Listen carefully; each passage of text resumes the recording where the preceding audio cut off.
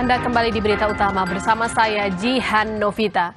Saudara, kisah pilu dialami seorang bocah asal Sukabumi, Jawa Barat. Ia meninggal dengan penuh luka di sekujur tubuhnya. Anak malang ini menderita luka bakar di lengan, kaki, punggung, bibir, dan juga hidung. Diduga luka-luka itu akibat sang bocah dipaksa meminum air panas oleh ibu tirinya. Betapa terkejutnya ayah korban saat mendengar pengakuan itu dari sang anak. Bagaimana hal keji ini bisa terjadi dan apa motif sang ibu menganiaya anak tirinya hingga tewas?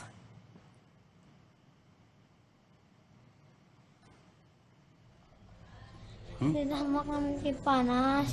Oh, suruh makan minum cipanas. Terus? Ya minum. Inilah NS, bocah Malang itu terbaring lemas di rumah sakit.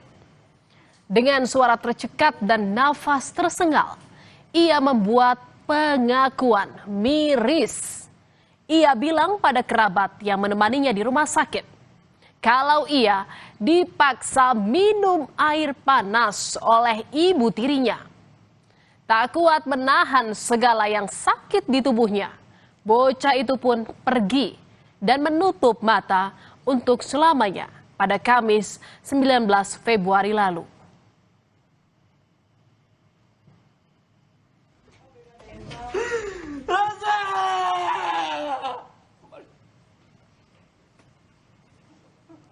Hati orang tua mana yang tak hancur saat mengetahui putra tercintanya meninggal.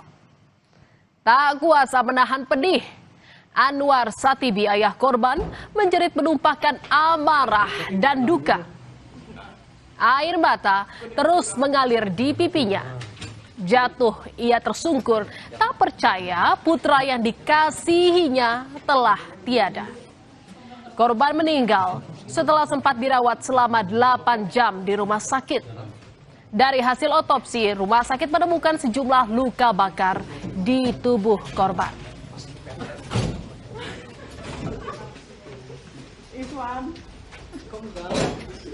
Anak-anak usia 12 tahun dengan luka bakar di anggota gerak, di lengan, di kaki kanan dan kiri, kemudian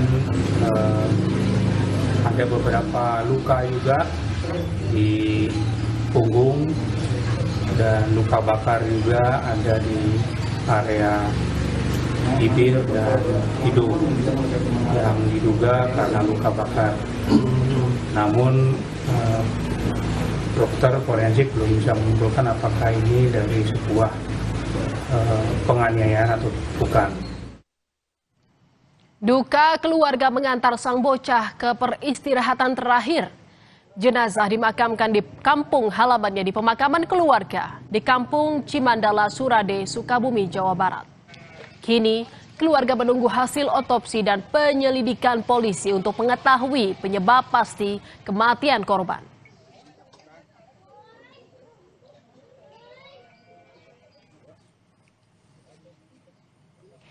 Saudara, kematian korban jadi memilukan sebab NS, pelajar SMP yang menimba ilmu di pesantren itu punya cita-cita mulia.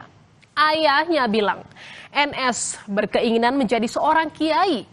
Namun mimpinya itu pupus, saudara, terkubur bersama raganya yang tak lagi bernyawa. Naas, seorang anak yang mestinya punya masa depan cerah, harus berakhir akibat tindakan keji seorang ibu tiri.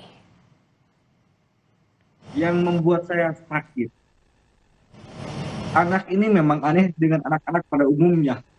Kalau anak-anak pada umumnya cita-citanya ingin jadi apa-apa, tapi dia cita-cita dia itu ingin jadi kiai, ingin jadi ulama. Ini yang membuat saya sakit.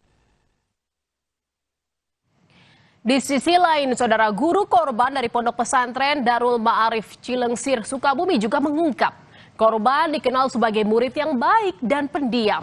Namun, korban kerap melontarkan kalimat lucu sehingga bisa menghidupkan suasana kelas menjadi lebih hangat dan ceria. Sementara teman sekamar korban di pesantren bilang korban adalah teman yang ceria dan murid yang pintar di kelas. Dia itu sebetulnya terkenal di pondok pesantrennya itu anak pendiam, Pak. Tapi sekali bicara dia itu bikin orang ketawa, anggaplah ngelawak lah gitu. Untuk beliau itu orangnya ceria, soalnya juga jujur. Bahkan yang paling saya ingat itu dia itu orang yang paling sering disebut oleh guru kami di saat waktu ngaji. Jadi di saat kami mendengar kabar dia sudah nggak ada, itu semua merasa kehilangan. Anwar Satibi yang masih syok dengan kematian anaknya mengenang bahwa peristiwa penganiayaan terhadap anaknya oleh sang istri yang tidak lain adalah ibu tiri korban bukanlah kali pertama terjadi. 1 tahun lalu, peristiwa penganiayaan terhadap NS oleh ibu tirinya bahkan pernah dilaporkan Anwar ke polisi. Namun, saat itu ayah angkat dari istrinya, Haji Isep, memohon kepadanya agar persoalan itu tak berlanjut ke ranah hukum. Laporan polisi pun berakhir damai. Penganiayaan yang saya laporkan 1 tahun yang lalu di Polres, itu gara-gara berantem sama anak itu. Jadi ini sudah pernah terjadi, cuman dimediasi sama Pak Haji Isep. Dia sujud ke saya, jangan lapor, Mamah mau tobat. Akhirnya terjadi perdamaian. Sebetulnya laporan yang di Polres pun belum saya cabut yang tahun lalu.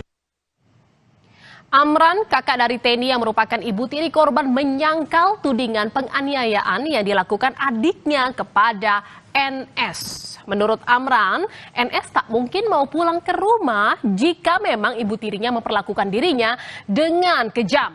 Amran bilang, Teni justru kerap memberi perhatian layaknya ibu kandung kepada korban, seperti memberi uang jajan maupun memfasilitasi mobilitas korban untuk pulang pergi ke pesantren.